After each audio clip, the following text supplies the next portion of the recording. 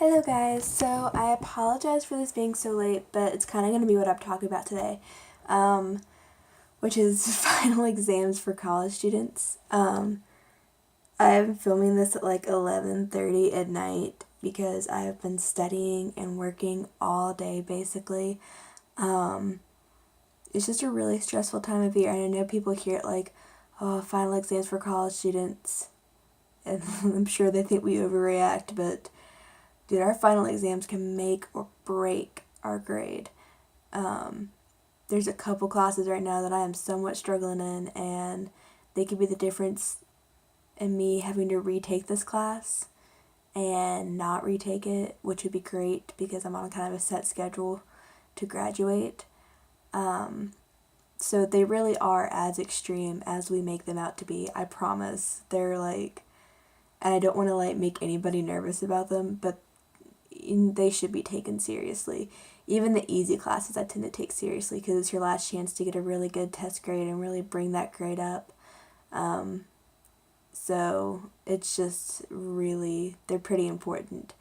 Important to the fact that we have a stress-free week at my college, like a whole week, where they bring in therapy dogs and we have massage therapists come and we do like arts and crafts in the library and they provide food for us. And this year we had kinetic sand, we can make stress balloon things, scarves, like buttons, magnets, like we had a lot of stuff we could do because they realize how stressed we are. This is also the time of year where you see people in your class you've never seen before in your life.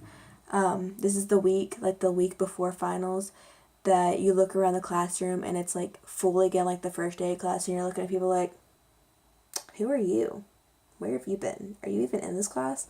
Like, the people that skipped every other class, they're now coming again. And yeah, it's pretty interesting. And the professors know who they are too. Like, the professors are aware who comes and who does not. Even if they don't take attendance, they're aware. So, it's like funny but terrifying at the same time. I guess I could go over a few ways that I handle finals week. So I am a natural procrastinator. I've always been a natural procrastinator. It's just how I've always been. But I tend to test well, so I've never worried too much about testing. But as I get farther in college, the more nervous, I guess you could say, I get, for good reasons. The closer I get to grad school, the closer I'm like, I should really work on this now. So, I mean, it just kind of pushes you more and more the farther into school you get, into the real world. But I have a few ways that I really handle my stress, and I have anxiety and stuff on top of stress anyways. So it's even more important for me to handle it before it gets out of control.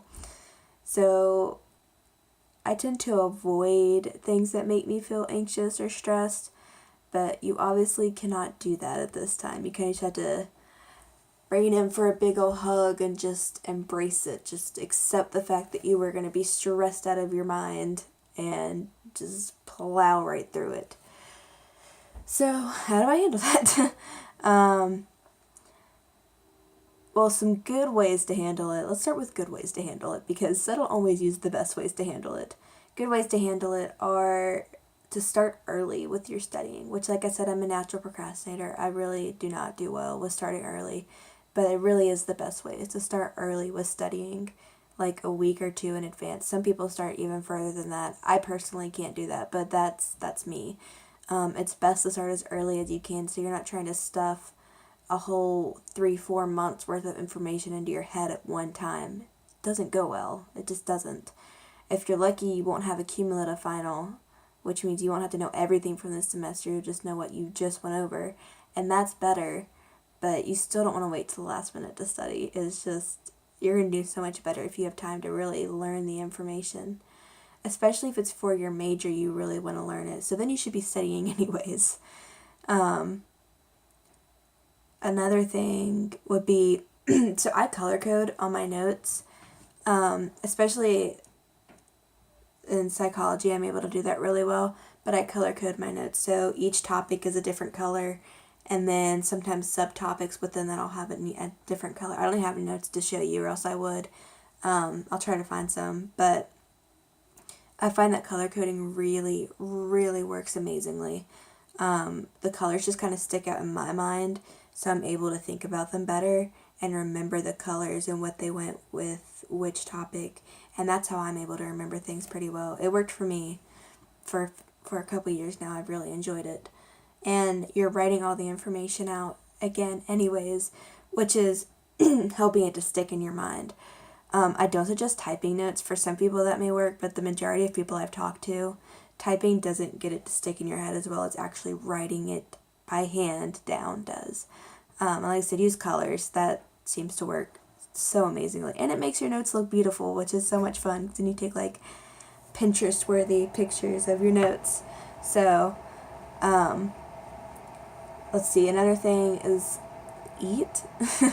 People around this time forget to eat, which is ridiculous, I'm aware, but we do. We always forget to eat because that takes time. It takes time to prepare food or go get food, so we forget to eat. I suggest keeping snacks on hand, and preferably healthy snacks like apples. Apples kind of keep you awake. That's what I like to snack on.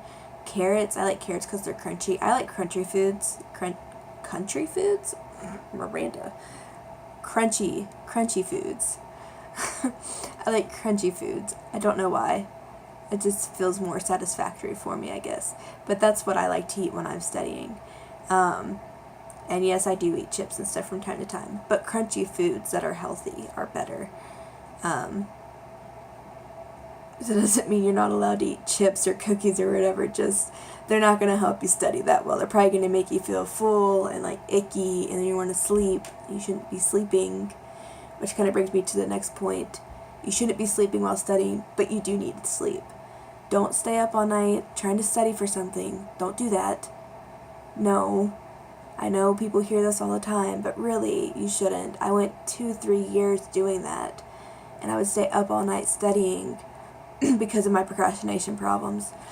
And then I'm barely able to stay awake for the exam, and I can't remember anything. When I started finally getting sleep before an exam, I did so much better. Even if I didn't study half the material, I would do better because the material you do read, even if you just glance over everything, you're able to remember it better because your memory gets, the information gets stored in your memory during sleep.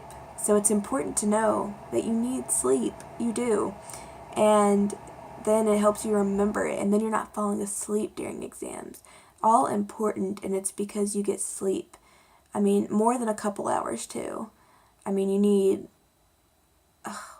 maybe at least 4 or 5? Let's go with at least 4 or 5, because I know a lot of people are going to be like, what about like 1? At least 4 or 5 hours.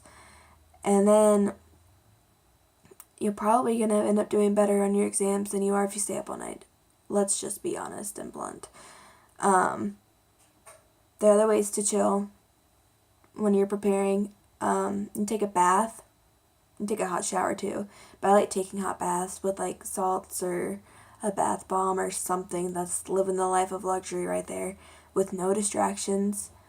Just kind of hanging out. If anything, I'll have a book playing in the background on my phone or something like that. But just kind of hanging out, not doing anything, just relaxing.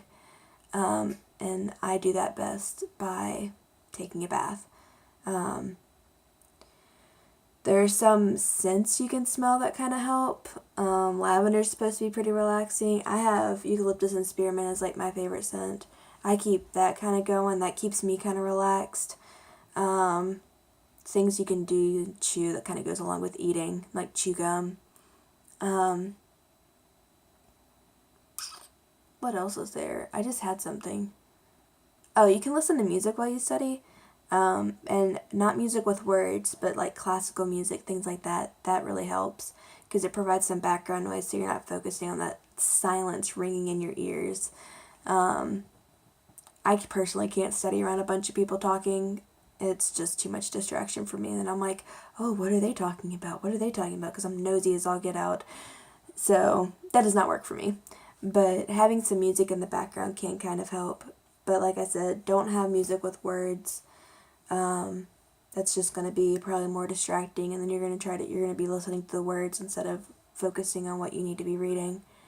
And this goes for any level of education, by the way. This isn't just for college students. You can use this in high school, middle school, whatever level you want to. Even if you're an adult and you're just studying for, you have to retake tests to catch up on stuff,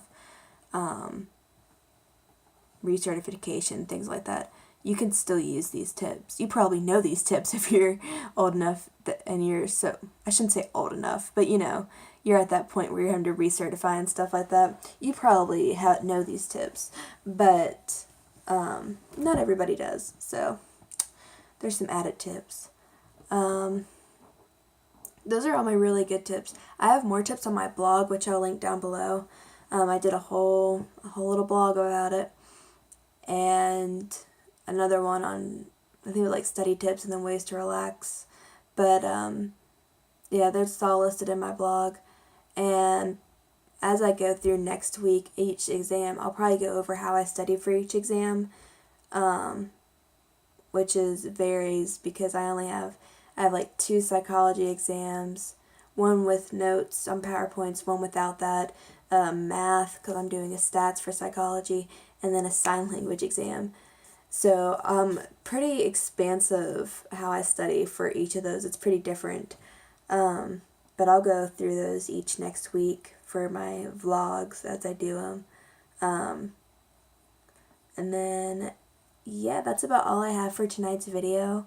It'll probably be uploaded after midnight, but I hope you guys see it. I hope you guys enjoy it. I hope it's at least somewhat helpful for some of you.